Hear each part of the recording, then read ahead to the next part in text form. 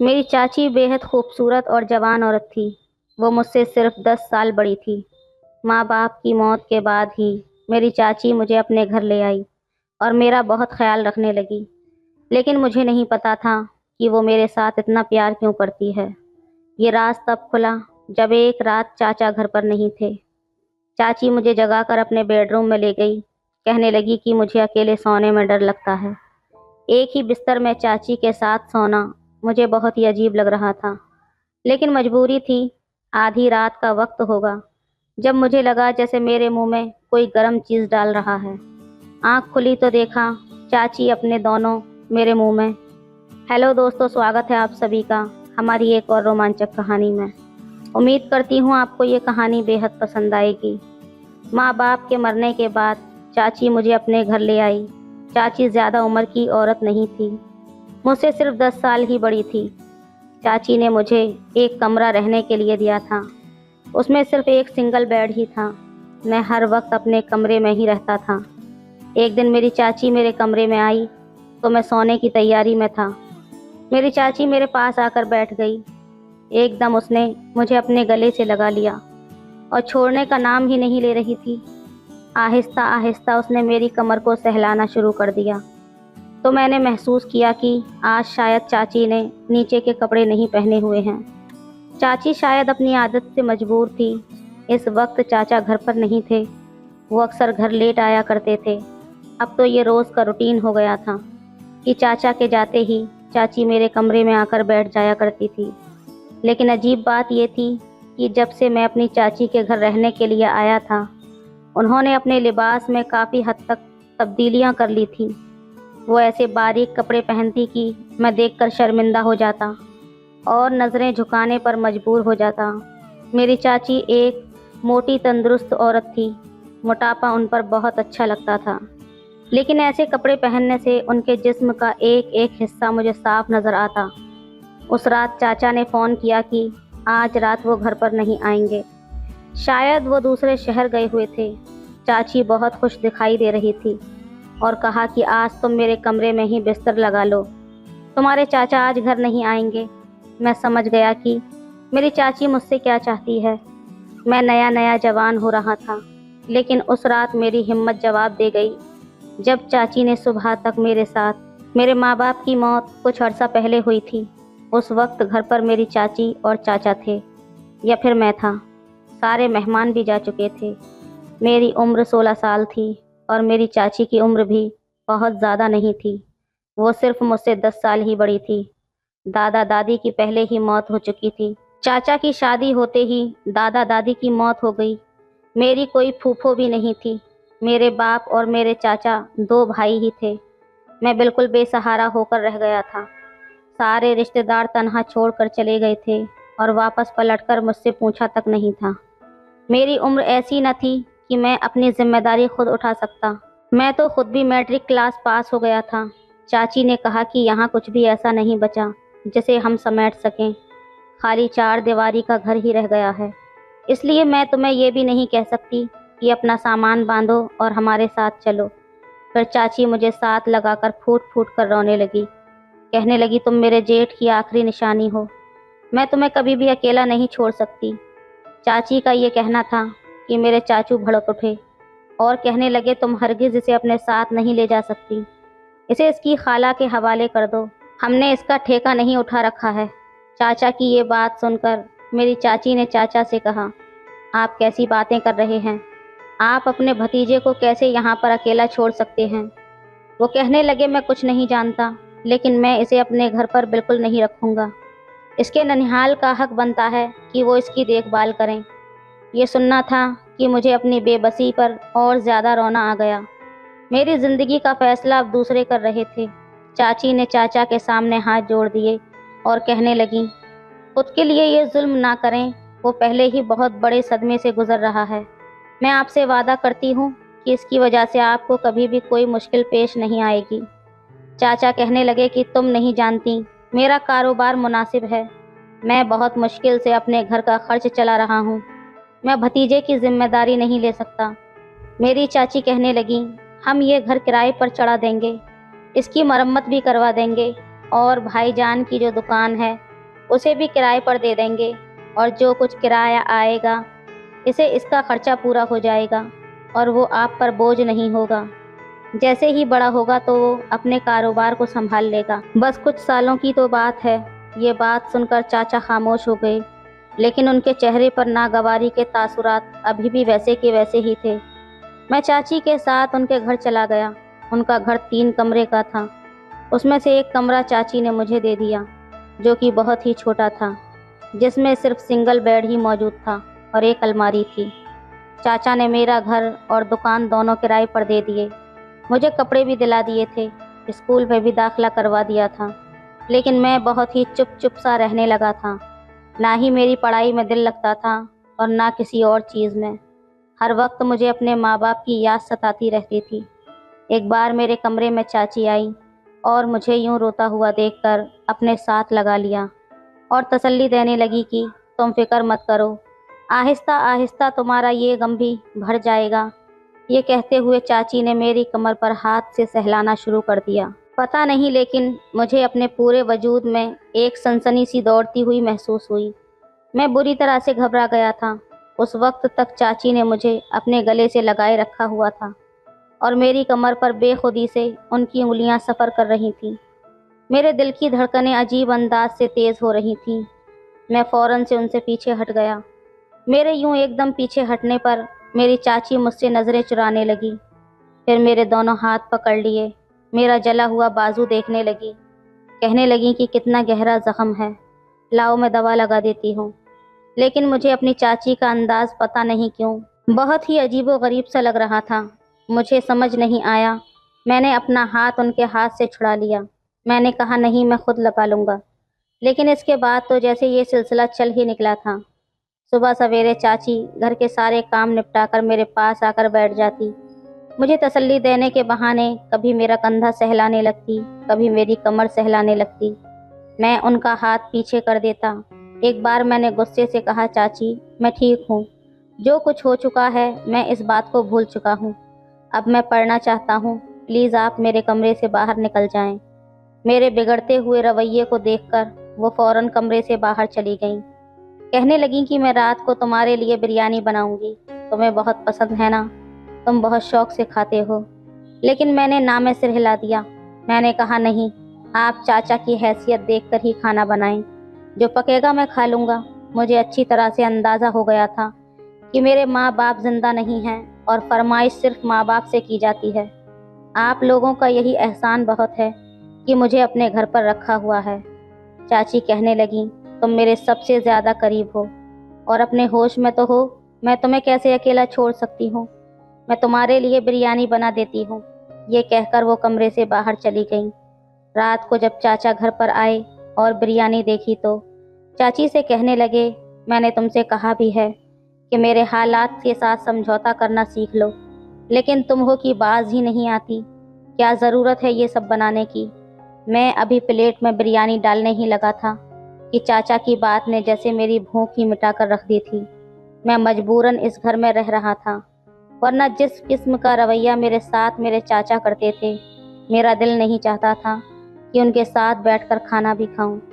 چاچی نے جب دیکھا کہ میں نے اپنی پلیٹ میں بریانی نہیں ڈالی بلکہ واپس رکھ دی ہے تو وہ کہنے لگیں، بیٹا تم بیٹھ کر کھانا کھاؤ۔ پھر چاچا سے کہنے لگیں کہ یہ میں نے آپ کے پیسوں سے نہیں بنائی، جو کرایہ ماجد کے گھر اور دکان سے آتا ہے ان پیسوں سے بنائی ہے۔ یہ کہنا تھا کہ میرے چاچا بھڑکنے لگے، اب تم اس طرح کے حساب کتاب رکھو گی تو ٹھیک ہے، پھر یہ بھتیجے کے پیسوں کی بنی ہے تو پھر میں کیوں کھاؤں؟ یہ کہہ کر وہ فوراً کھڑے ہو گئے۔ چاچی کہنے لگیں، آپ کیوں تماشا بنا رہے ہیں؟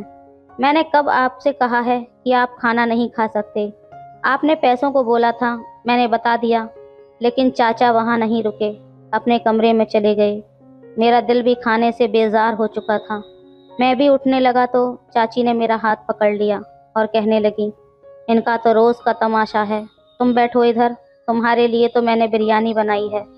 یہ کہہ کر چاچی نے ایک نوالا میرے منہ کے قریب کیا۔ نہ چاہتے ہوئے بھی مجھے وہ نوالا کھانا پڑا۔ پھر میں اپنی پلیٹ میں بریانی ڈالنے لگا تو چاچی کہنے لگیں کہ آج میں تمہیں اپنے ہاتھ سے کھلاتی ہوں۔ یہ کہہ کر وہ مجھے اپنے ہاتھ سے کھانا کھلانے لگیں۔ لیکن جو بات مجھے بری لگی تھی وہ یہ تھی کہ وہ ایک نوالا میرے منہ میں ڈالتی اور دوسرا اپنے منہ میں، اور مسلسل ٹکٹکی باندھے مجھے دیکھے جا رہی تھی۔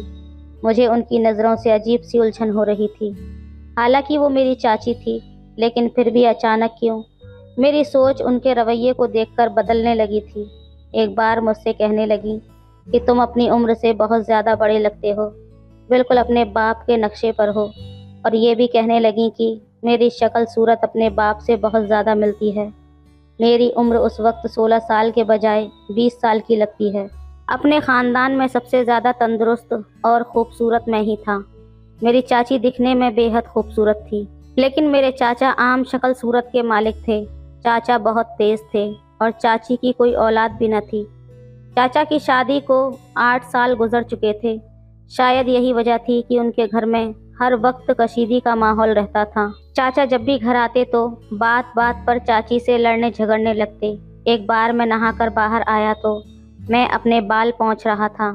اس وقت چاچی ناشتے کا پوچھنے کے لیے اندر آ گئیں۔ میں اسکول کے لیے تیار ہو رہا تھا۔ مجھے دیکھ کر کہنے لگیں کہ ناشتے میں کیا کھاؤ گے؟ میں نے کہا چاچی جو آپ روز بناتی ہیں وہی ٹھیک ہے۔ یہ کہہ کر میں نے اپنا سر تولیہ سے پونچھنا شروع کر دیا۔ میرے بال ابھی گیلے تھے کہ تو میں نے تولیہ بیڈ پر رکھ دیا اور کنگھا کرنے لگا، کیونکہ اسکول کے لیے مجھے دیر ہو رہی تھی۔ وہ کہنے لگیں تمہیں اپنی کوئی بھی پرواہ نہیں ہے۔ یہ کہہ کر انہوں نے میرا ہاتھ پکڑا اور مجھے بیڈ پر بٹھا دیا اور تولیہ اٹھا کر میرا سر صاف کرنے لگی۔ مجھے یہ بات بڑی عجیب سی لگی تھی، کیونکہ میں کوئی چھوٹا بچہ تو نہیں تھا جس کا ہر کام چاچی کرے گی۔ ابھی میں انہیں روک ہی رہا تھا کہ ایک دم کمرے کا دروازہ کھلا اور سامنے چاچا کھڑے تھے۔ یہ سب دیکھ کر میرے چاچا کی غصے سے آنکھیں لال ہو گئیں۔ شاید انہیں یہ بات اچھی نہیں لگی تھی۔ چاچا چلا کر کہنے لگے تمہیں بس اسی کی فکر ہے، باہر آؤ اور مجھے ناشتہ دے دو، مجھے دیر ہو رہی ہے۔ یہ کہہ کر وہ چلے گئے۔ میں نے چاچی سے کہا کہ میں اپنے سر کو خود پونچھ سکتا ہوں، آپ جائیے، جا کر چاچا کو ناشتہ دے دیجیے۔ میں نے تولیہ ان کے ہاتھ سے کھینچ کر بیڈ پر پھینک دیا اور اپنے بال بنا کر بیگ اٹھایا اور بنا ناشتہ کیے ہی جانے لگا۔ لیکن گیٹ پر پہنچتے ہی میرے قدم جیسے رک گئے، کیونکہ چاچا چاچی کے ساتھ لڑ رہے تھے۔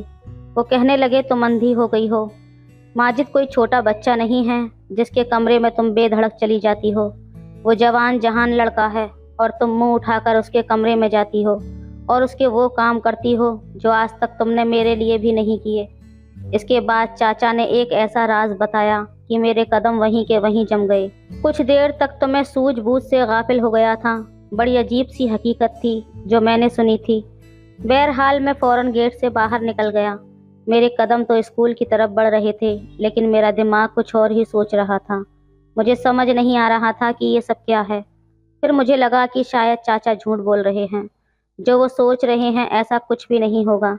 شاید وہ غصے میں یہ سب کہہ رہے ہیں۔ بہرحال پورا دن کلاس میں غائب دماغی سے کلاس اٹینڈ کرتا رہا۔ گھر آ کر میں نے اس بات پر غور سے سوچا، پھر یہ فیصلہ کیا کہ مجھے جلد سے جلد اپنے پیروں پر کھڑا ہو جانا چاہیے اور یہاں سے نکل جانا چاہیے۔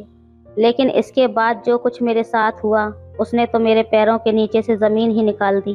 رات کو روز چاچی مجھے دودھ کے ساتھ بادام کھانے کے لیے دیتی اور کہتی یہ کھا کر سویا کرو، تمہارا دماغ تیز ہوگا۔ میں روز ہی وہ بادام کھا کر دودھ پی لیتا اور اس کے بعد بڑی گہری نیند میں سو جاتا۔ صبح سویرے تر و تازہ ہونے کے بجائے میں اور بھی زیادہ خود کو اندر سے بوجھل محسوس کرتا۔ لیکن جب میں نے دودھ پینے سے انکار کیا تو چاچی مجھے ڈانٹنے لگیں، کہنے لگیں یہ مت سمجھو کہ تمہارے چاچا کے پیسوں کا ہے، یہ تمہارے پاپا کے گھر اور دکان کے کرائے سے منگوایا ہے تاکہ تمہاری صحت بھی خراب نہ ہو۔ میں نے کہا میرا دل نہیں چاہ رہا، لیکن انہوں نے تو میرے کندھے پر بازو کو پھیلا کر دودھ کا گلاس میرے منہ کے قریب کر دیا۔ کہنے لگی چلو شاباش پیو۔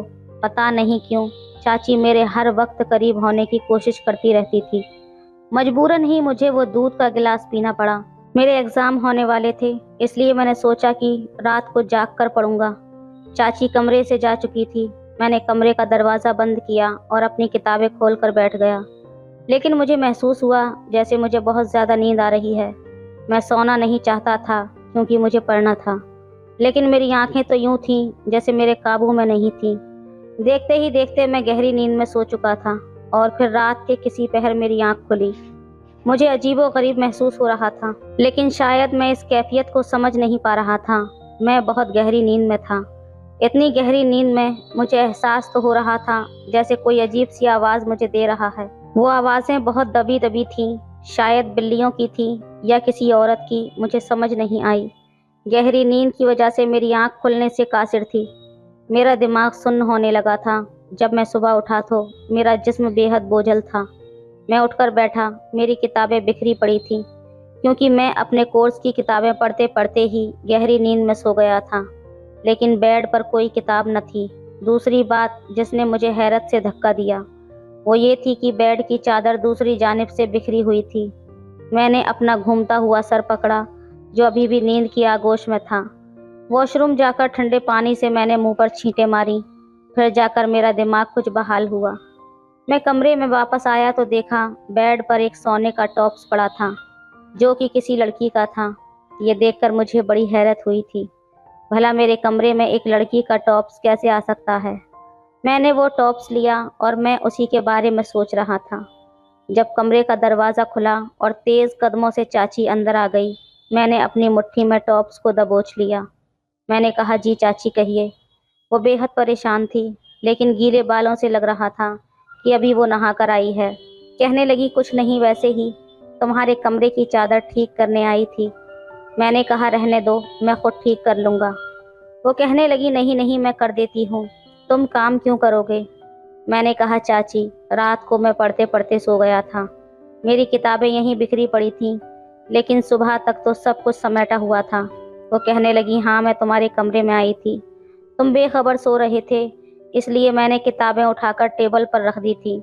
मैंने इसके बाद कोई भी सवाल न किया, लेकिन मेरे दिमाग में अजीब सी सोच घूम रही थी। लेकिन फिर अचानक से मेरी नज़र अपनी चाची के कान की तरफ गई तो मेरे होश उड़ गए। उनके एक कान में टॉप्स नहीं था और दूसरे में था। मैंने कहा, चाची आपका टॉप्स किधर है? ये कहना था कि वो फौरन उन्होंने अपने कान की तरफ देखा। कहने लगी, पता नहीं, कहीं गिर गया होगा या यहीं कहीं होगा। कहाँ जाएगा? हमारे घर में कौन सा कोई काम वाली आती है जो चोरी करके ले जाएगी? मैंने अपनी हथेली उनके आगे कर दी। उन्होंने मेरी हथेली को खोल कर देखा तो उनका टॉप्स मौजूद था। ये देखकर वो मुझसे नज़रें चुराने लगी। अजीब बात ये थी, चाची ने मुझसे कुछ नहीं पूछा कि ये टॉप्स तुम्हें कहाँ से मिला, कहाँ से आया मेरे पास। वो टॉप्स लेकर कमरे से बाहर चली गई, लेकिन मेरा दिमाग घूम रहा था। ये सब क्या था? इसके बाद से मैं अपनी चाची से और भी ज़्यादा कतराने लगा। 1 महीना ही गुजरा था इस बात को कि चाची की तबीयत खराब होने लगी। उन्हें कुछ भी खाया पिया हजम नहीं हो रहा था। अब तो उनसे काम भी नहीं होता था, पूरा दिन सोई रहती थीं। चाचा अलग जान का अजाब बनाकर बैठ गए थे। कहने लगे, तुम्हें पता है ना, तुम बीमार होती हो तो मेरा घर उल्टा पुल्टा हो जाता है। चलो मेरे साथ, तुम्हें डॉक्टर के पास ले जाता हूँ। लेकिन चाची कहने लगी, वो डॉक्टर के पास नहीं जाएंगी, वो घर के टोटकों से ही ठीक हो जाएंगी। लेकिन 3 दिन गुजर गए, चाची की हालत अभी भी खराब थी। मैंने कहा, चाची मैं आपको अस्पताल ले जाता हूँ, लेकिन वो इनकार करने लगी। लेकिन जब उनकी तबीयत में कोई सुधार पैदा न हुआ तो फिर चाचा उन्हें ज़बरदस्ती अपने साथ डॉक्टर के पास ले गए। लेकिन जब वापस आए तो चाचू आग बबूला हो रहे थे। सहन में चाची से लड़ना शुरू कर दिया। कहने लगे, मुझे बता दो कि तुमने ये गुनाह कब किया है? तुम कैसे मेरे साथ ये सब कर सकती हो? मुझे समझ नहीं आ रहा था चाचा उन्हें क्यों डांट रहे हैं। चाची तो पहले ही अपनी तबीयत की वजह से पीली पड़ चुकी थीं, लेकिन उस वक्त उनकी तबीयत और भी ज़्यादा ख़राब हो गई थी।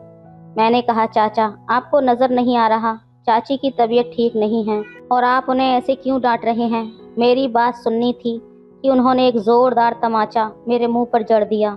फिर वो कहने लगे, सारे फसाद की जड़ तो तू है, तुझे शर्म नहीं आती अपनी चाची के साथ मुंह काला करते हुए? ये सुनना था कि मेरे होश उड़ गए। मैंने कहा, ये आप क्या कह रहे हैं? वो कहने लगे कि ये प्रेग्नेंट है। ये सुनना था कि मैं चुप हो गया। मैंने कहा, ये आपकी बीवी हैं।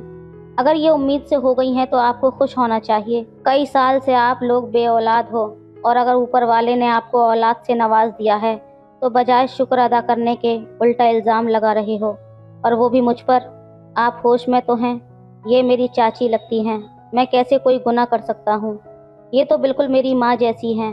मेरा ये कहना था कि चाचू कहने लगे, मैं एक बांझ मर्द हूँ, औलाद पैदा नहीं कर सकता, और ये सिर्फ तुम्हारी चाची है, तुम्हारी माँ नहीं है। मेरे सामने मासूम बनने की कोशिश मत करो। जो कुछ तुम दोनों ने किया है, मैं कभी भी इस औरत को अपने साथ नहीं रख सकता। मुझे तो लग रहा है कि किसी ने मेरे सर पर कोई बम फोड़ दिया हो। यही बात उस वक्त चाचा ने मेरी चाची से की थी, जब उस दिन मैं स्कूल जाने लगा था, और ये बात सुनकर मैं वहीं रुक गया था। लेकिन मैंने इस बात को इतना संजीदगी से नहीं लिया था। मुझे लगा था कि चाचा ये सब गुस्से में कह रहे हैं, हकीकत ये नहीं हो सकती। मैं तो अभी उन्हीं सोचों से बाहर निकला था जब चाचा चाची को तलाक देने के लिए कहने लगे, निकलो यहाँ से बाहर। चाचा ने हम दोनों को धक्के देकर बाहर निकाल दिया। चाची रोए जा रही थीं। वो वक्त ऐसा नहीं था कि मैं उनसे कोई सवाल जवाब करता, इसलिए मैं उन्हें अपने घर ले आया। वहाँ के किराएदारों को भी 2 दिन का वक्त दे दिया कि वो ये घर खाली कर दें। मैं कमरे में चाची को लेकर बैठ गया, लेकिन मैं समझ नहीं पा रहा था कि उनसे बात कैसे शुरू करूं। मैंने कहा कि आप शायद मुझे नशे का दूध देकर गुनाह करती थी। ये सब क्यों किया? माना कि आप मेरी माँ नहीं हैं, लेकिन मैंने आपको हमेशा माँ का दर्जा दिया था। लेकिन चाची ने मुझे कोई जवाब न दिया, बस मुझे अजीब नज़रों से देखने लगी।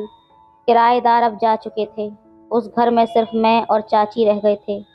मैंने उन्हें कहा कि ये गुनाह अपने वजूद से ख़त्म कर दो, क्योंकि मैं किसी भी रिश्ते को नहीं जानता, ना ही मानता हूँ। चाची ने तब मुझे कोई जवाब न दिया। 9 महीने का वक्त ऐसे ही गुजर गया था, लेकिन जैसे ही उनके घर में बेटा पैदा हुआ, उन्होंने उसका डीएनए टेस्ट करवाया, जो कि उसके पति के साथ मैच था। फिर उसने मुझे सारी हकीकत बताई।